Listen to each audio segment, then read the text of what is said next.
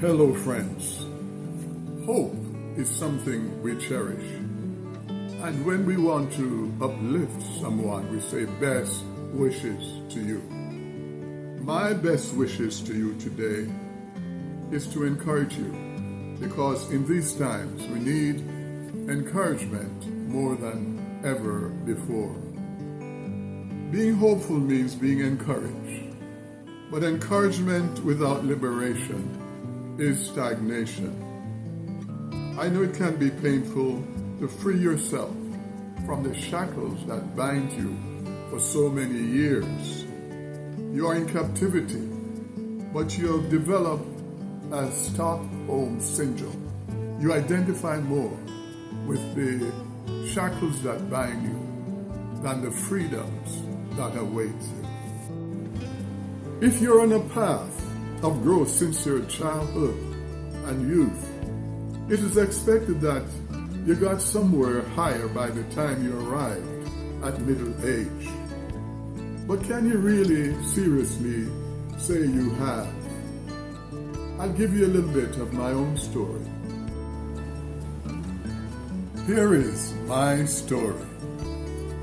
In my youth, I began in the religion practiced by my elders and the society in which I grew up.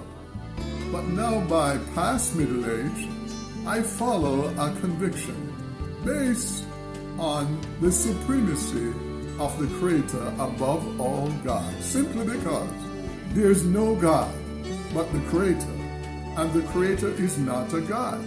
If you put gods to the test, you'll find them quite human, because they are creature created by men. To understand the difference between the Creator and gods, you must orientate yourself to how vast is the creation, and to know that as expansive as the Creator is on earth and beyond the earth, even more so is the largeness of the Creator. We humans must understand that the Creator, being so large, cannot be imagined by humans, cannot be fathomed by humans. While through the spirit of our dual identity, we may glean and learn what we ought to know, we have a limited experience of the Creator, and which comes only through the sufficiency created in all things. If this is the case, you may ask, how do we really relate with the Creator? The answer is, again, through the sufficiency of creation. The sufficiency of creation is that which comes with every created thing.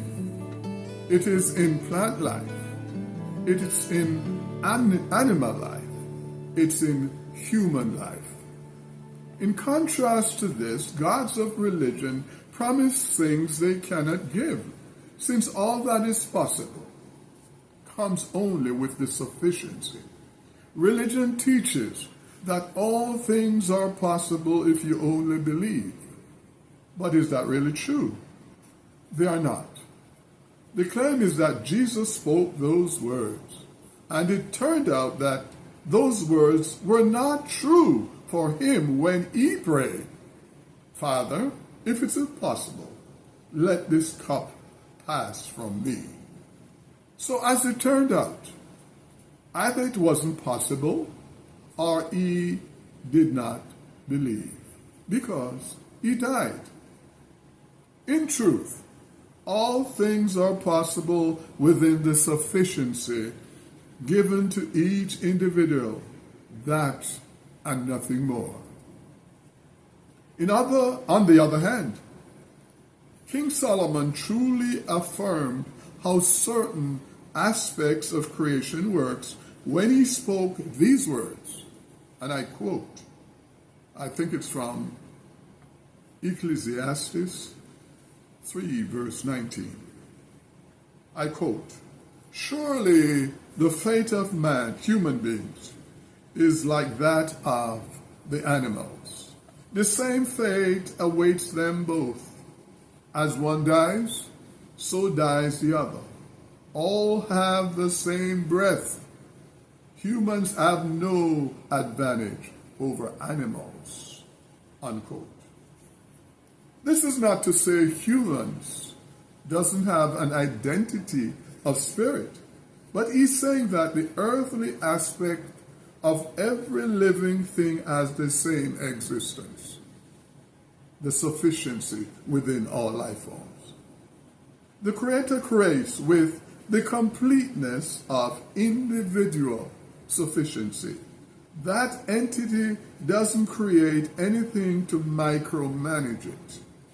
The micromanagement is within the thing or the person.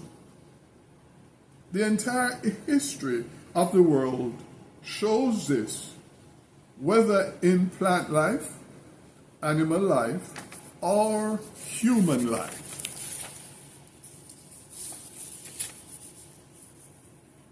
In plant life, despite the harsh weather conditions, plants use their root sense to adjust and appropriately grow. In animals' life, they use their instinct to do similarly and reproduce themselves. And humans use advanced intelligence to go further than plant life, animal life, since the spirit in humans has a connection to what is known as divine. In closing, let me summarize with a discovery that is made by modern-day cosmologists, and I'll read. We all know that the blue whale is the largest mammal on the face of the present-day Earth. It is so large that the next largest animal, the African elephant, isn't as large as the whale's pectoral fins. However, the blue whale is nothing compared to some of the natural structures on Earth. If you could physically take 100 blue whales and place them in a very large jar, it would take approximately 1 million of these 100-count blue whale jars to fill up Mount Everest. But Mount Everest, in proportion to the face of the earth, is nothing. You could stack 100 mountains the size of Mount Everest on top of one another, and it wouldn't even make a good whisker on the face of the earth. But the earth is nothing compared to the sun. You could put 1 million of our earth inside the sun and not fill it up. Of course, our sun is nothing compared to some of the larger stars. You could put over 50 million of our suns into the star Antares. I'm not sure of the pronunciation. Antares, whichever. And it wouldn't fill it up. The star Antares is nothing compared to the size of our galaxy. You could take billions upon billions of stars, the size of Antares, and not even remotely begin to fill up our galaxy. But our galaxy is nothing compared to the size of other galaxies in the universe. There are billions upon billions of galaxies in our universe. Now here's the kicker. The universe is 99.9999% empty. How true is this report? I know that science is learning time after time and advancing in knowledge and learning new things as to what is out there. But if this is only 50% true, we are getting an understanding of how large the universe and what's out there is. And we are getting to see how the Creator cannot be quantified by humans. The Creator cannot be imagined by humans. The Creator cannot be fathomed by humans. Yet we have spent centuries trying to bring down the Creator to our level so that we can talk about what the Creator is in terms of our limited 5 sense knowledge base, and not realizing that it does not come even close.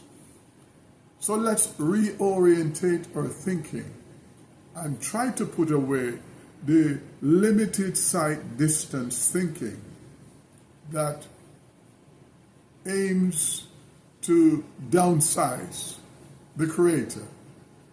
And even Scripture will tell you that as high as the heavens is above the earth, so are my thoughts higher than your thoughts. A report like this gives us a glimpse of what that height is of the heavens being above the earth and being above humans. We cannot comprehend in any way how many senses the Creator has through which He has created. I will not use a pronoun. Within that the kind of sense that self, that entity is capable of to do all that is beyond us and is out there. So let me wrap it up right now. I know there are many questions in this podcast that boggles the mind and needs to be answered. In future podcasts, I will talk a little bit about the magnitude of free dominion that humans have. I'll talk about the whole idea of the great equation. The great equation has to do with how religion has concluded what they concluded, which doesn't really make any sense because it cannot be proven. But thanks for listening. I look forward to see you next time as we speak more on the supremacy of the Creator above all gods and other entities purporting to have the same power and might as the Creator. Thank you for listening and have a great weekend. Bye for now.